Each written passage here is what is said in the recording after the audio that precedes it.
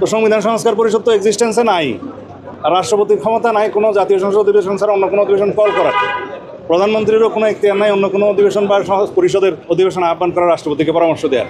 এটা ছিল বক্তব্য। আর যেটা আপনারা বলছেন নির্বাচন এবং জুলাই জাতীয় সনদ বা নির্বাচন কমিশন, এই সম্পর্কিত যেগুলো প্রশ্ন আপনারা তুলেছেন, এটা অসাংবিধানিক নয়। নির্বাচন কমিশন কনস্টিটিউশনাল বডি। কনস্টিটিউশন অনুসারে নির্বাচন কমিশন দুইটা নির্বাচন করতে পারে, একটা জাতীয় সংসদ নির্বাচন, আরেকটা হচ্ছে রাষ্ট্রপতি নির্বাচন।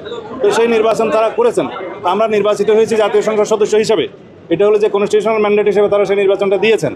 তা এখন সেই সংসদ সদস্যদেরকে নিয়ে অধিবেশন আহ্বান করা হয়েছে, আমরা ওথ টেকিং করেছি, শপথ নিয়েছি, সেটা এখানে চলছে।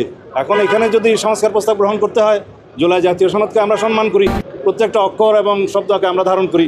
জুলাই জাতীয় সনদ যেভাবে স্বাক্ষরিত হয়েছে, সেই বিষয় নিয়ে এই মহান সংসদ আলাপ হবে, আইন প্রণয়ন হবে, অ্যাকর্ডিংলি যদি প্রয়োজন হয় সংবিধান সংশোধন হবে। তারপরে যদি কোনো পরিষদ গঠন করতে হয় সেটা তারপরের ব্যাপার। আমরা কনস্টিটিউশনালি যাই,